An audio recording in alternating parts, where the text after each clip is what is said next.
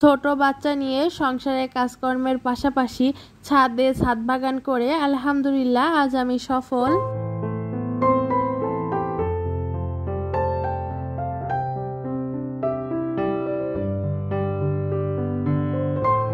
Hello everyone, আসসালামু আলাইকুম। আমি জেরিন, ড্রিম অফ তাসনিম মম চ্যানেলে সবাইকে স্বাগত জানিয়ে নতুন দিনে নতুন একটি ব্লগ আপনাদের সাথে শেয়ার করতে যাচ্ছি। কাছে দূরে দেশ কিংবা দেশের বাইরে যে যেখান থেকে আমার আজকের ব্লগটি দেখছেন সবাই ভালো আছেন, সুস্থ আছেন। আজকের ব্লগটি সকালবেলা থেকেই শুরু করেছিলাম। সকালবেলাতে চিরাসিড ভিজানো পানি খেয়ে তারপরে চলে এসেছি রান্নাঘরে।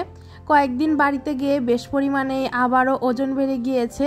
ওজনটা বেশ অনেকটাই কমে গেছিল, কিন্তু বাড়িতে গিয়ে খাওয়া দাওয়া ওলটপালট হয়ে গেছে। আর যেহেতু ঈদ দাওয়াত ছিল, তারপরে বাড়িতেও বেশ মোটামুটি 3 বেলায় ভাত খাওয়া হয়ে গেছে, সেই জন্য কিন্তু মোটামুটি ওজনটা ভালোই বেড়ে গেছে। যতটুকু কমেছিলাম সেতটুকু আবার বেড়ে গেছে। তো এই যে আজকে সকালবেলাতে রান্না করব বটবটি আর আলু দিয়ে একটা ভাজি করব, সেই সাথে রুটি বানাবো।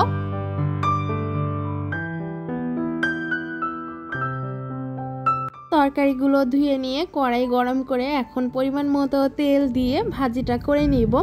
ভাজিটার প্রথমেই আমি এই যে বটবটি আর আলুটা প্রথমের দিকেই দিচ্ছি, আর লবণ হলুদ আর ধনিয়া গুঁড়া দিয়ে একটুখানি ভাজিটা করে নিব। ভাজি করার কিছুক্ষণ পরে আর কি পেঁয়াজ আর মরিচটা দিব, তাহলে কি হয় ভাজিটা যেহেতু আমি একদম করে করব, সেই জন্য কিন্তু পেঁয়াজ মরিচটা তাড়াতাড়ি পুড়ে যাবে, সেই জন্য ওইটা একটু পরে দিব, এতে করে পেঁয়াজ পোড়ার আর কোনো ভয় থাকবে না। এদিকে ভাজি করছি, সেই পাশাপাশি কিন্তু রুটিও বেলে নিচ্ছিলাম। আটাটা আমি আগেই কড়াই করে মুথে রেখেছিলাম, এখন শুধু বেলে নিচ্ছি। সবগুলো রুটি বেলে শেষ করতে করতে এদিকে কিন্তু ভাজিটাও ভাজা হয়ে গেছে। এখন অন্য একটা বাটিতে বেড়ে রেখে দিব, আর তারপরেই কিন্তু রুটিগুলোও সেঁকে নিব। আমি যেহেতু প্রায় অনেক দিন যাবতই গ্রামের বাড়িতে ছিলাম, সেই জন্য কিন্তু আমার চ্যানেলটা একদমই ডাউন হয়ে গেছে। গতকাল ভিডিও আপলোড করেছি, তেমন কোনো ভিউ হয়নি, শুধু বাঁধন আপু কমেন্ট করেছিল আর অল্প কয়েকজন মতো দেখেছিল, তারা লাইকও দেয়নি, কমেন্টও করিনি। আপনাদেরকে বলছি, যারা আমার ভিডিওটি দেখতে শুরু করেছেন কিংবা দেখতে দেখতে ভিডিওর এই পর্যন্ত চলে এসেছেন, তারা প্লিজ ভিডিওটিতে একটা লাইক দিয়ে দিবেন, কারণ আপনাদের একটা লাইক আমাকে কিন্তু আরও একটি ভিডিও বানাতে উৎসাহ করে। আর অবশ্যই একটা কমেন্ট করবেন, কমেন্ট করলে তো আমার খুব বেশি আনন্দ লাগে। সকালের নাস্তা বানানো সেই সাথে খাওয়া কিন্তু সবই শেষ। আমার মেয়ে আর আমার হাজব্যান্ড দুইজনই খেয়ে নিয়েছে, আর আমি কিছুক্ষণ পরে খেতে বসেছি, কারণ হাতে কাজ রেখে আমার কেন জানি খাবার খেতে একদমই ভালো লাগে না। বিশেষ করে সকালবেলা আর দুপুরবেলাতে আমি সব কাজ শেষ করে তারপরে খাবারটা খাই। তো এই যে সকালের খাবার দাবার শেষ করে তারপরে গিয়েছিলাম ছাদে।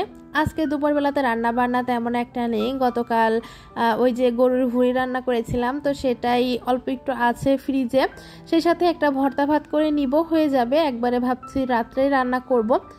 আর এই যে ছাদে যাওয়ার সাথে সাথে একটু গুড়ি গুড়ি বৃষ্টি শুরু হয়ে গেছে, আর আমার ছাদ বাগানে দেখতেই পাচ্ছেন অনেক সুন্দর একটা ড্রাগন ফল হয়েছে।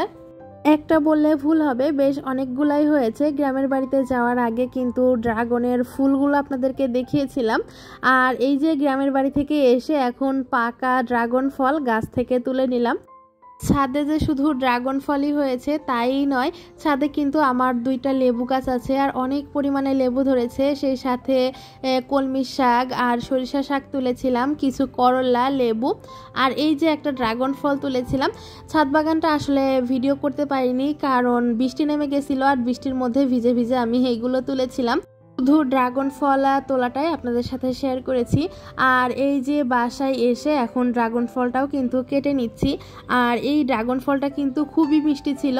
বাজারে কেনা ড্রাগন ফল আমার কাছে এতটা মজা লাগেনি, আমার গাছের ড্রাগন ফল যতটা আমার কাছে মজা লেগেছে।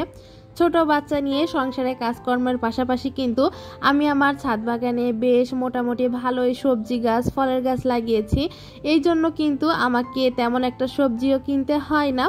আলহামদুলিল্লাহ আমি সবজি বাগান করে সফল হতে পেরেছি। আপনাদেরকে পরে একদিন আমার বাগানটা ঘুরে দেখাবো, কারণ এখন বাগানে তেমন কোনো গাছ নেই। আমরা গ্রামের বাড়িতে যাওয়ার কারণে অনেকগুলো গাছে আর কি মরে গেছে, আর অনেক আগাছা হয়ে আছে। আগাছাগুলো পরিষ্কার করে যখন নতুন গাছ লাগাবো তখন অবশ্যই আপনাদের সাথে শেয়ার করব। আর আজকের মতো তাহলে ড্রাগন ফল খেতে খেতে এখানেই বিদায় নিয়ে নিচ্ছি। সেই পর্যন্ত সবাই ভালো থাকবেন, সুস্থ থাকবেন। আবারও দেখা হবে। আল্লাহ হাফিজ। আসসালামু আলাইকুম।